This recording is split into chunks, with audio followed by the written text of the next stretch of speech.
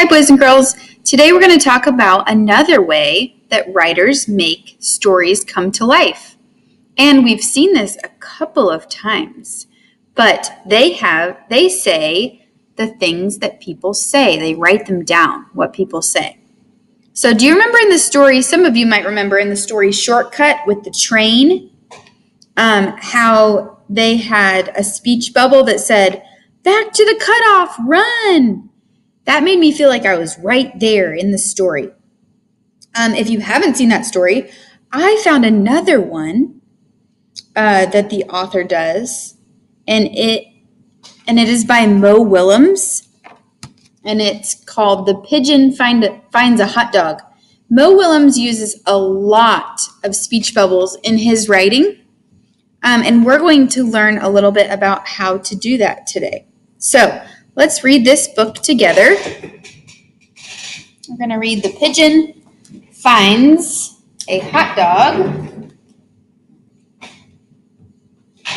The pigeon finds a hot dog.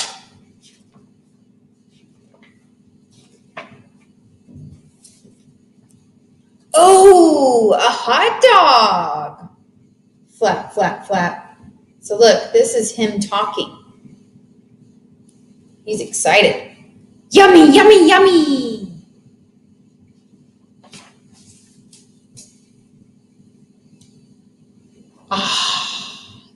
Look at that. He thinks it's so good. Oh, you see this little guy? Let's see what happens. May I help you? Scooty, scoot, scoot. Is that a hot dog? Not a hot dog, my hot dog.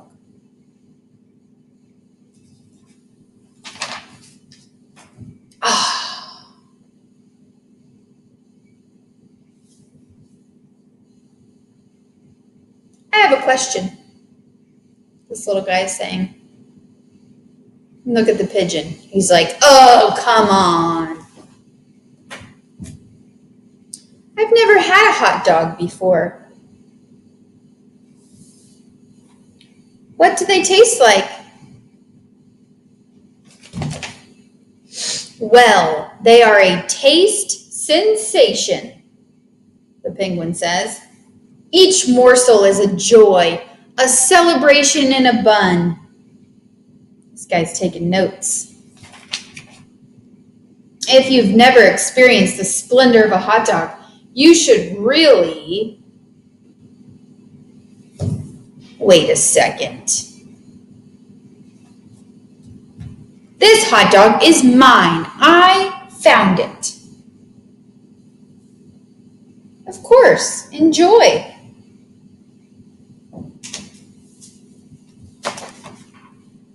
Go ahead.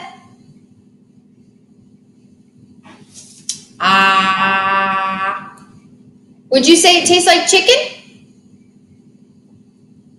So every time he tries to eat his hot dog, this little guy interrupts him.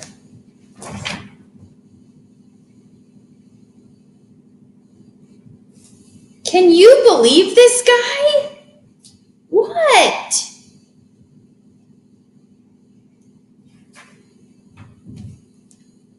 It just tastes like a hot dog, okay? Look at him, he's angry. Okay. So it doesn't taste like chicken then? Oh, for Pete's sake. Hey, I'm a curious bird. That's it.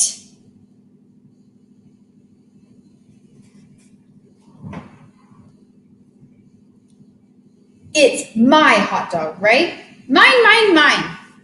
This is unbelievable. Finders keepers is what I say. I'm a curious bird. What does it taste like? Blah, blah, blah. Yeah, right. I can't take it anymore. What am I supposed to do?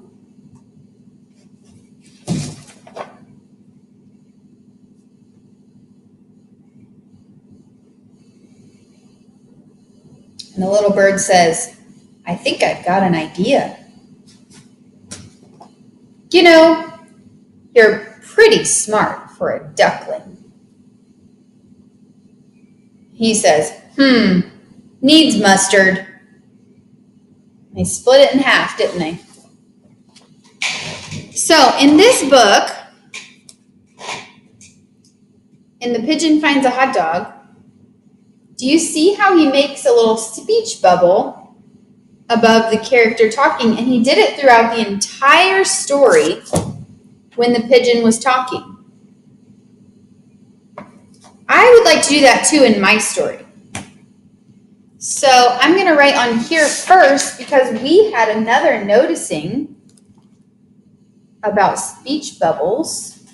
So I'm going to write speech bubbles. And why does the author make speech bubbles? To make us feel like we are right there. And who does this? Who's the author of The Pigeon Finds a Hot Dog? Mo Willems. Cool thing about Mo Willems too is that he does the illustrations and he's the author and the illustrator. So he does both, which is pretty cool. All right, I'm going to add a speech bubble to mine, and I want you to look through and see if you can add a speech bubble to yours as well. Okay, so this is what I said to the dog. And when you make a speech bubble, a lot of times it's easier to write the words first and then put the bubble around it. So I want you to decide where you want the speech bubble to be, and you're going to start writing your words maybe up here and then make the bubble so that you don't run out of room. Okay, so this is what it's going to look like. I want to look at this mess, because this dog made a huge mess with my package. So I'm going to start up here. Look at this. It's mess. S. And then look at this. So it doesn't have a bubble on it yet, but I had enough space now to make it a speech bubble so that I didn't have to worry about running out of room. Okay, so that's what it looks like. Look at this mess. Okay. So that's what I'm going to do today. You are going to do one of two things. You are going to either add speech bubbles where you can of what the characters are saying, or you're going to add more words and pictures. You can add another page onto your story and make sure that you can use a speech bubble on your picture. So that's two different options of what you can do. Now, if you only make a speech bubble today, then I want you to add more details to your picture because it won't take you very long to just do speech bubbles. So if you pick option 1, you're going to do speech bubbles and adding more detail. And if you pick option 2, you're going to add another page to your book, which would be super cool, and a picture with speech bubbles in it. Okay? Those are your choices. You will work for 17 minutes today. Happy writing!